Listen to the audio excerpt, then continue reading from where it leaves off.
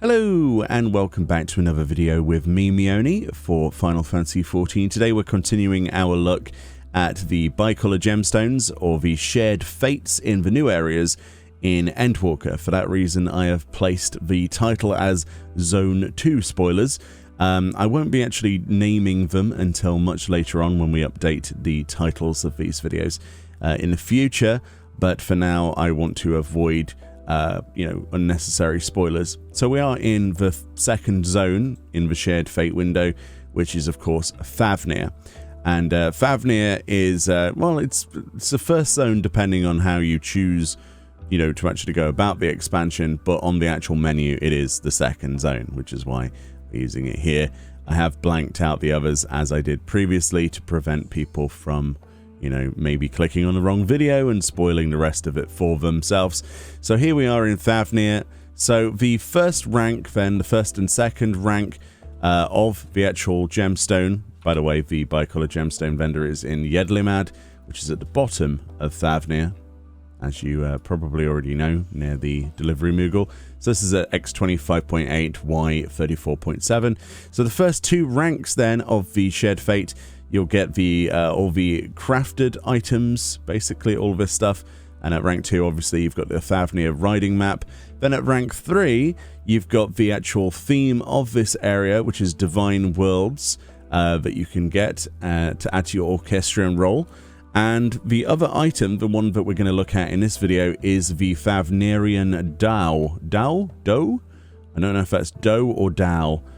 Please correct me in the comment section like you normally would. Anyway, so let's move on to housing areas to actually show this off. This time around I won't have to deal with conflicted housing zones, because we don't actually need to go inside the house. We just simply need to use the outside area.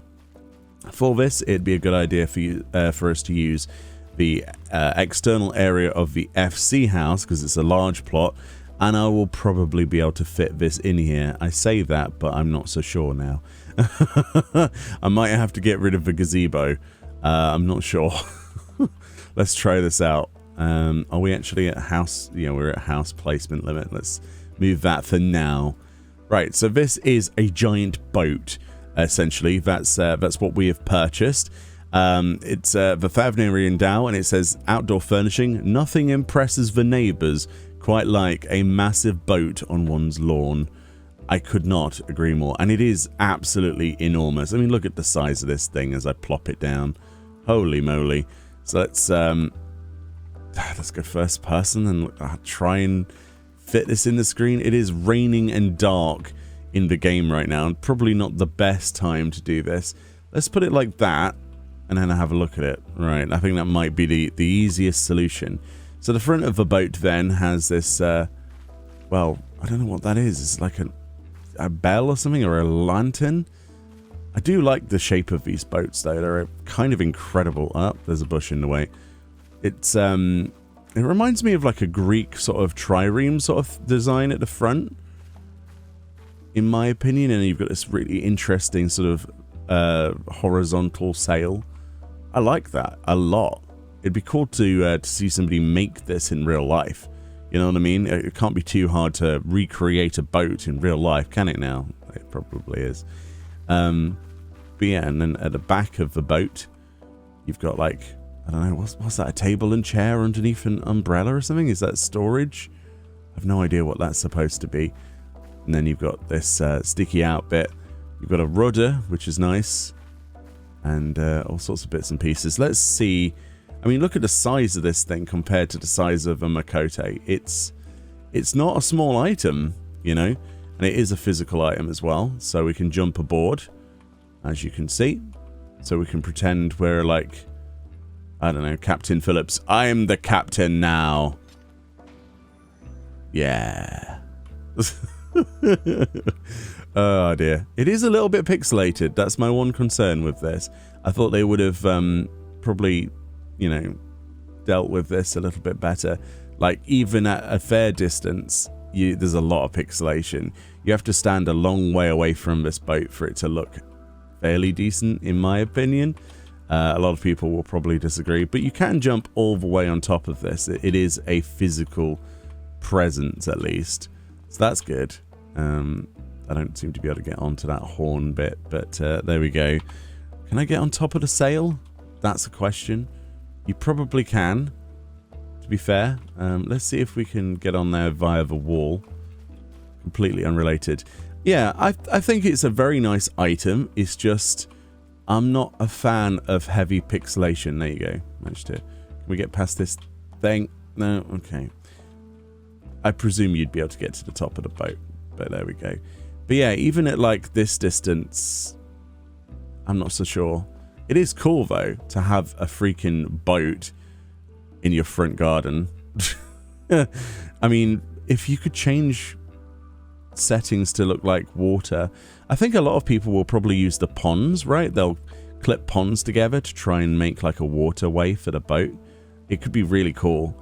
But again, we're limited to housing slots, so the more stuff we have to like build around this to try and make it look like there's a boat in a little pond, it's, you know, you're not going to be left with many other slots left, are you? It is nice. I like the way the light hits it, even though it's like hit by moonlight right now. I don't think it does it any disservice. It looks the same. But yeah, that's my one concern, is a bit of pixelation, but it is a really cool item. Really cool item. It would have been nice to have, like, I don't know, a steering wheel or something aboard, but I don't know. I can see a lot of people playing around with this, like I say, but I don't know. Maybe this is the sort of thing I would want to put in the corner of the garden so that people couldn't get to it, get close to it, because it looks decent from probably, yeah, it looks decent from about here, right? That sort of distance. But any closer and it's a little bit, well, rough. Yeah, about there, right? But any closer and you're like, ooh, what's going on? It's like it's all gone all blurry, you know? And that's just a case of upscaling, right? But they do have these boats, and I swear they're not this pixelated in actual Yedlimad itself. So I don't know. Anyway, let me know what you think about the giant boat. If you've got a DAO or a DOE yet, how to pronounce that word would be great. And also, if you are enjoying the shared fate vendors, a lot of people are torn between liking them and thinking they're a bit of a meh selection of things this time. But do remember, or try to, they do add things to shared fate vendors over the period of an expansion. So there could be something that will be worth it in the future. And that's one of the reasons why I would advise doing the shared fates. But anyway, from Captain Meoni, I bid you farewell. Have a nice day. Enjoy the rest of Endwalker, and I'll see you all next time. Bye bye. Next, set course for instant queues. Dead ahead.